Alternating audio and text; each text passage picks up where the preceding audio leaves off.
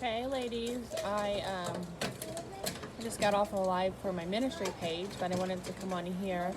I actually have been trying to do this video since yesterday. I actually started it, but had such bad service where I was. It just was more of a nuisance to do it, so I deleted it. Go on. So I just deleted it, and I never got around to retrying it until right now. Sorry, James is a fanatic who doesn't like anything on his hands. So this is still kind of going with our Expose series. This week I won't be able to do a long major teaching video. I will be doing that next week, I believe.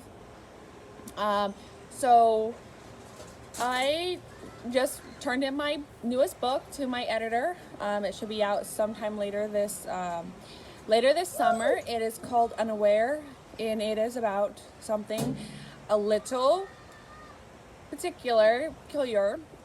It is on mind control spirit. That is the spirit of octopus. If you guys remember, last July I had kind of started it, and this is what this video I want to do. It's just kind of an introduction so that nobody gets a little overly spooked when I say a few phrases you may not be really acquainted with.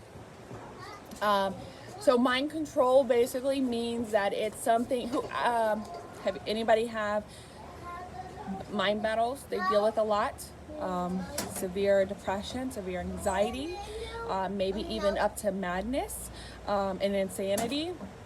Listen, those are things. They are emotions. They are things that can happen to us by chemical imbalances, but they are also spiritual. So the root, you got to find the root of the matter. Is this something that is just something going on with you? Is it something in your body, a chemical imbalance?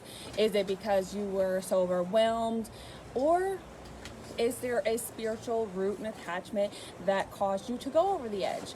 I talk about my testimony. I was into a 10-month battle. Ever since my miscarriage, it started on technically May 31st, but I call it June 1st because that's the day I had my emergency D&C. It never stopped. I had a migraine for 2 solid months. And when I say migraine for 2 months, I don't mean like, oh, I felt good sometimes and I felt bad others. I'm talking for 2 solid months, not one bit of a break. It got to the point finally the doctor says, I have never seen something like this outside of someone having basically tumors, like brain tumors. There was such a pressure in my head at all times. I literally felt like I was going to go insane from the pain. It finally got to the point where I got pretty used to having the migraine, that even though the pain didn't go away, I just began to learn how to operate and move with the pain. There was things like spirit of anxiety, not the emotion of anxiety. I go into detail in this book.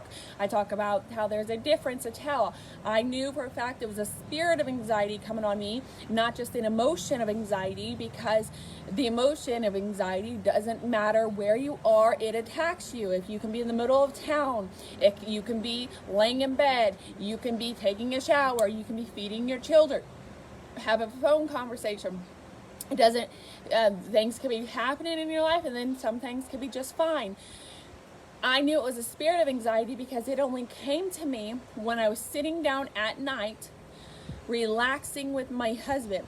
The reason I believe the Lord told me that it happened and that it was happening this way is because I don't have times for spirits in the day. I'm very busy. Not just I'm a full-time mom. I have a ministry I run. This will be my 4th book. I do live videos. I am involved in my church. So I mean, like, there's things that I'm continually doing. Plus I have a large family.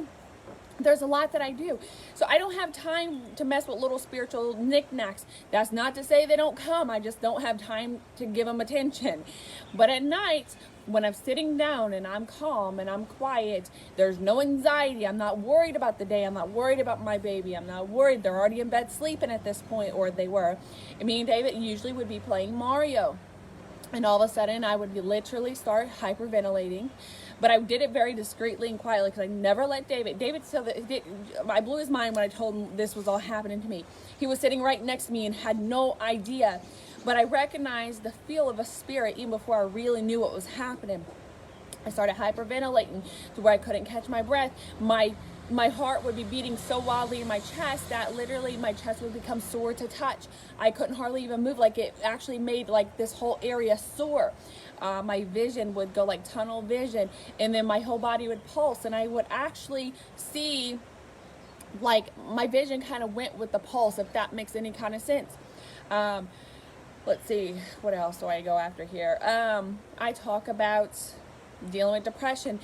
Thank the good Lord, I have already dealt and broke that generational curse of depression. So if that did try to come to me, I must have quickly stopped that right at its axis, because I didn't feel depression. But I just go into exposing this enemy. Listen, when the enemy has control of your mind, he has control of your life. When he has control of your life, he has control of your tongue, because you talk according to your negative thoughts. I talk about breaking some bad mental patterns, not just like anxiety, not just being panicking, and not just being insane, but I talk about negative thinking, how when we think it creates an atmosphere. It's because we're going to speak according to the way we think, and it's our tongue that creates the atmosphere around us. So it will actually give a feel to everything around you, and people can actually, if you are such a negative person and such a depressed person, when you walk in a room, you actually bring in a feel or a spirit of depression with you, because your whole atmosphere around you reflects the way you talk. There are some people that are so joyful, and you love to see them walk into a room, because you can see and feel that they physically light up the atmosphere around them, and that makes your atmosphere become penetrated by that light and that feel good that they're always promoting and talking about. I talk about insomnia, basically. I talk about how the enemy tries to steal your sleep. I go into very, very intimate detail about this. I am very open with how the spirit attacked me for 10 months. I actually let my mom read my book before I turned it into my editor, and she's like, daughter, I knew this stuff was happening to you. I remember hearing you talk about different things, and me and the girls even said, we gotta pray for Kitty, because man, it's like she's losing her mind. She's doing things that's not like her. She's forgetting things, and I'm not very forgetful. I was starting to become late, because like I couldn't get my life in order, and they're like, you've got to pray. We got to just start praying for her. And but she's like, when I read the book and I seen it all laid out, and you're like, oh my God, I mean, I knew it was bad, but I didn't know how bad you were done. There was so much oppression. At the very end, when the Lord gave me my tools of, at the very end, basically the Lord gave me some tools, and so be on the lookout for that. Next week I'll be doing a much longer video, more